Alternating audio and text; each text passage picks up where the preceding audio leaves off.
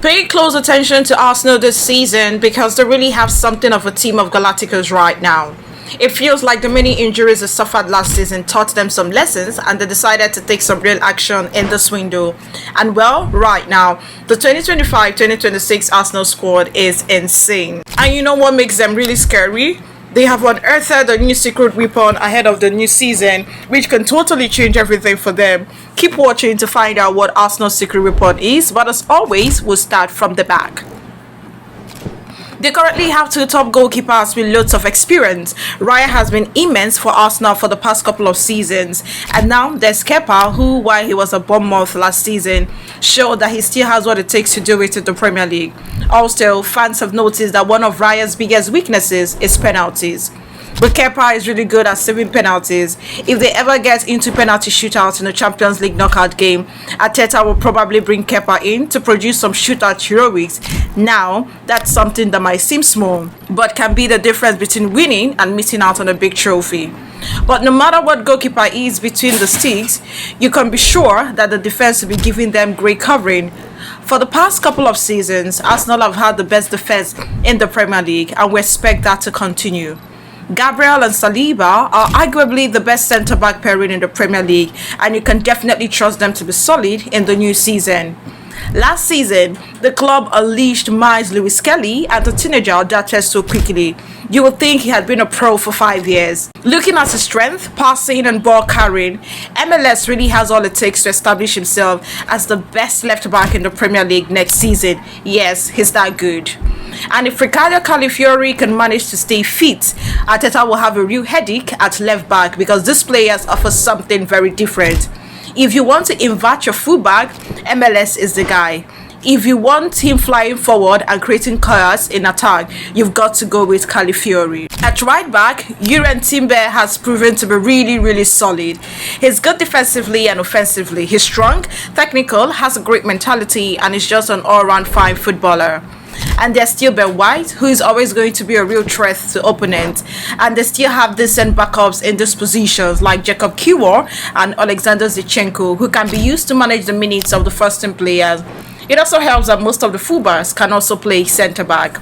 White, Timber and Calafiori can put in good shift at centre-back so Arteta can play around with the lineup. But here's the thing, he might not have to do that because Arsenal went and got one of the best young centre-backs in La Liga in Christian Mosquera. We are talking about 21-year-old, 6'3" centre-back who has been playing top-flight football for more than 2 years now. He's definitely going to cook at Arsenal and he will afford Gabriel and Saliba more rest. And Mosquera was not the only top talent Arsenal took from La Liga. Before we talk about the other guy, if you aren't yet subscribed to the channel, go do that right away so that you never miss out on our amazing content. Now to the midfield. The club absolutely upgraded in the defensive midfield position by signing Martin Zubimendi. No jokes, that guy is one of the best DMs in Europe right now. If you don't watch La Liga, you probably watched him in the Euros final against England. He came on for Rodri and absolutely balled out, making sure that Spain didn't miss their best player. Having also said goodbye to Jorginho, the club went and signed Nogard from Brentford. Very smart signing. Small transfer fee, small wages, but he brings big experience, more threat in the air, and a greater understanding of the league and the culture. With these two defensive midfield signings, Arsenal are really covered in that aspect going into the new season.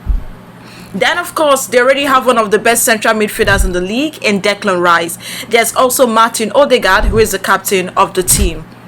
We'll admit that his 2024-2025 season wasn't the best, but we're pretty sure he can get back to his topmost form. And if he does, it's over for all opponents. There are also some really great backup options in the midfield.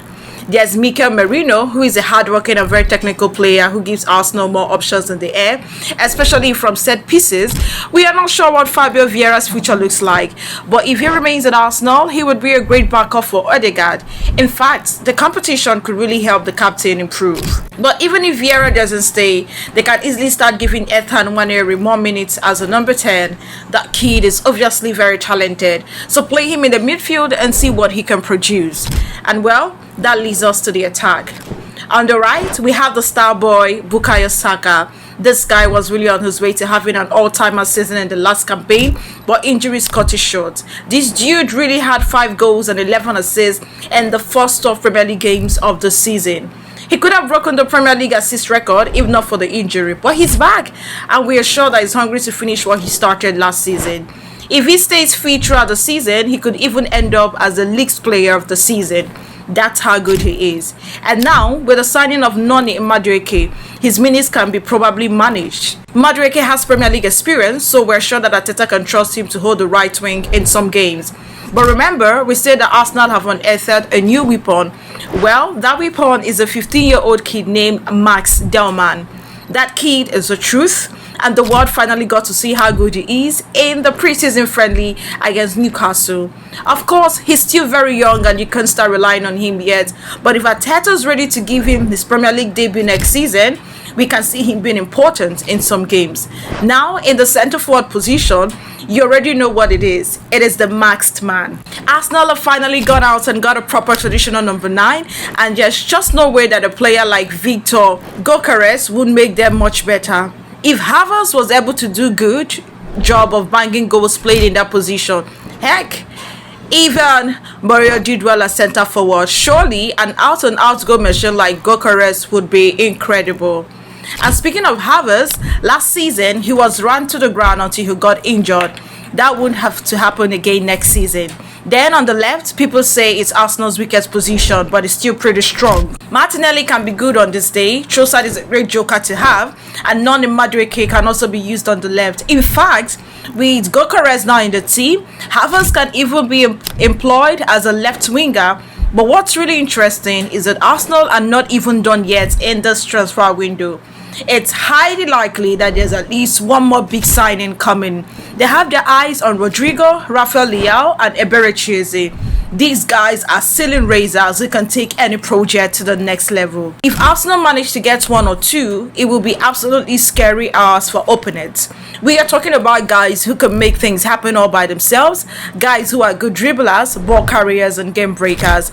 They would also completely elevate the left side of Arsenal's attack. Now, which one of these guys do you think Arsenal will sign to make it an incredible transfer window? Also, how do you think Arsenal's 2025-2026 season will go? Will they finally win a major trophy again? Which one will it be? Share your thoughts in the comments. If you enjoyed this video, give it a thumbs up and subscribe to the channel. Also, turn on the bell notification so you never miss out on new content. We'll catch you in the next one. Bye.